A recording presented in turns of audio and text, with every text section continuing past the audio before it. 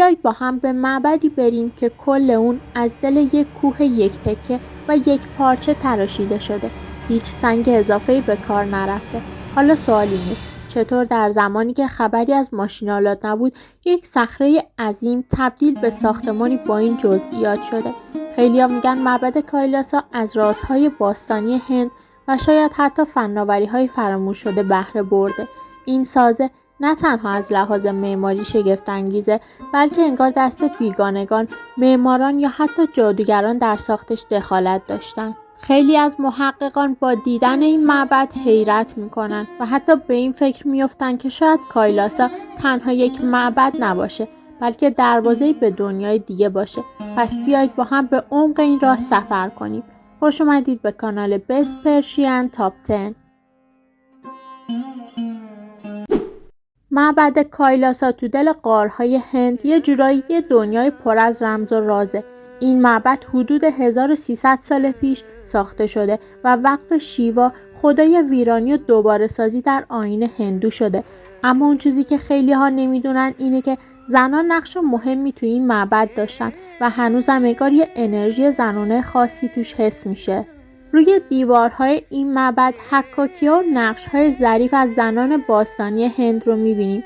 زنایی که در حال رقصیدن، تو حالت دعا هستن یا حتی تو عمق مراقبه فرو رفتن.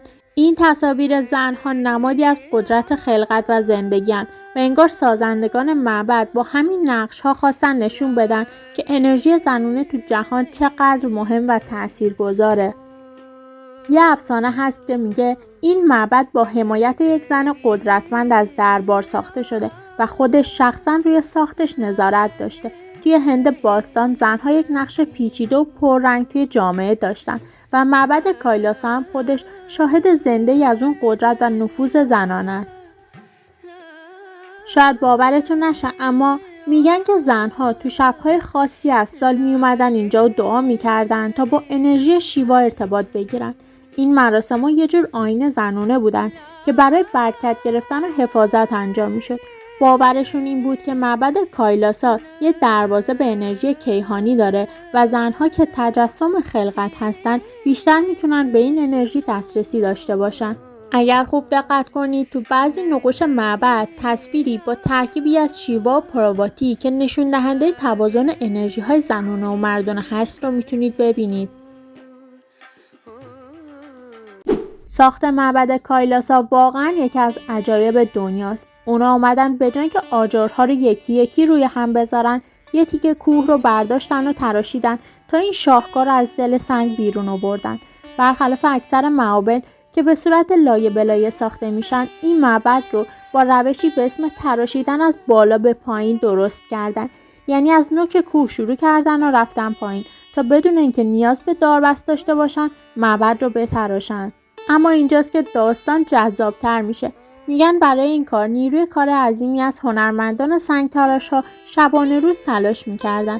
تراشیدن یه همچین کوهی با ابزارهای اون زمان که خیلی ابتدایی بودن خودش کار خارق‌العاده است. خیلی‌ها معتقدن که فقط برای تراشیدن اولیه بیش از 20 سال زمان برده، ولی به اینجا ختم نمیشه. یه چیزی که خیلی ازش بیخبرن اینه که سنگ‌های معبد کاملا دست نخورده و سالم مونده، چون اونجا از نوعی سنگ سخت به نام بازالت ساخته شده. این سنگ‌ها در برابر آب و هوا مقاوم‌ترن و به همین خاطر این معبد با وجود بارش‌های شدید و تغییرات آب و هوایی شدید همچنان سالم و استوار باقی مونده. نکته‌ای که حتما شما رو به فکر می‌اندازه اینه که توی زمان ساخت افسانه‌های بین مردم میچرخیده که این معبد رو خدایان ساختن یا نیروهای ماورایی تو کار بودن. باور نکردنیه که حتی بعضی از مهندسان امروزی هم نمیتونن دقیق توضیح بدن که چطور این حجم از سنگ رو با این دقت تراشیدن و معبدی به این عظمت و جزئیات خلق کردن بدون اینکه آسیب ببینه یا حتی فرو بریزه. رابطه معبد کایلاسا با فیل‌های داستان خیلی جالب داره. اول از همه باید بدونید که توی هنر سنگ‌تراشی این معبد فیل‌های نماد خاص هستن. انگار هر کدوم از این نقش‌ها بخشی از داستانی رو میگن. فیل‌ها در باور هندوها نماد قدرت، صبر و حتی خوشیامنی‌اند و برای همین اونها رو روی دیوارهای معبد کایلاسا به دقت و ظرافت حکاکی کردن. فیل‌ها به نحوی حافظان معبد هم حساب میشن. یه سری از این فیل‌ها طوری تراشیده شدن که انگار دارن کل معبد رو روی دوششون نگه میدارن. توی نگاه اول شاید فکر کنی این یه کار هنریه، ولی اینجا نوعی پیام مخفی هم هست. فیل‌ها به عنوان نگهبان و حامی معبد ظاهر میشن. انگار این معبد رو از هر نوع بدی و انرژی منفی محافظت میکنن. از نظر نقوش و حکاکی‌ها، دیوارهای معبد پر از داستان‌های اساطیری هند. انگار هر نقش سنگی داره یک داستانی رو بازگو میکنه. مثلا صحنه‌هایی از نبردهای خدایان و اهریمن‌ها یا حتی داستان‌هایی از زندگی شیوا. این حکاکی‌ها رو به قدری با جزئیات تراشیدن که انگار این صحنه‌ها رو توی یک فیلم زنده دارن اتفاق میافتن. روی بعضی از دیوارها هم نوشته هایی هست که هنوز خیلی رمز و راز اونا رو نمیدونن. این نوشته ها به زبان سانسکریت باستانه و برخی از محققان میگن که اینها احتمالاً دعاهای و مناجات‌های مذهبی بودن که به افتخار خدایان و برای محافظت از معبد نوشته شده. باید بدونید که شیوا توی هند فقط یک خدا نیست، یه سمبوله، یه روح زندگیه. تصور کنید همه جا توی هند رد پاش هست، از معابد و حکاکی‌ها گرفته تا ادبیات و هنر. هندی‌ها به شیوا به عنوان نابود کننده و بازآفریننده نگاه میکنن. یعنی انگار این خدا میتونه هم زندگی رو ببخشه و هم پایان بده و توی همین چرخه تولد و مرگ یه نظم عمیقی ایجاد کنه.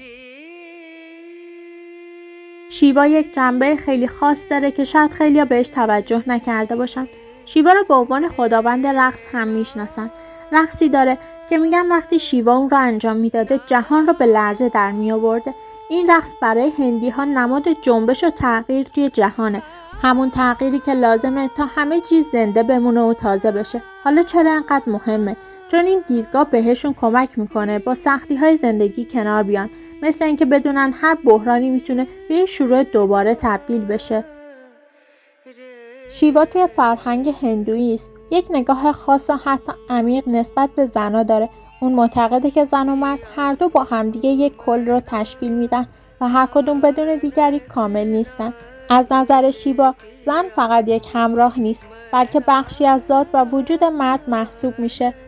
شیوا معتقده که قدرت و انرژی اصلی هستی توی زنان نهفته هستش، چیزی که بهش میگن شاکتی. شاکتی یعنی نیروی حیاتی و انرژی که کل جهان رو میچرخونه و این نیرو نماد زنانگی توی آیین هندو به حساب میاد. به خاطر همین شیوا همیشه به زنش پارواتی احترام میذاره و اونو به عنوان یک قدرت مکمل در کنارش میبینه، نه پایین تر از خودش.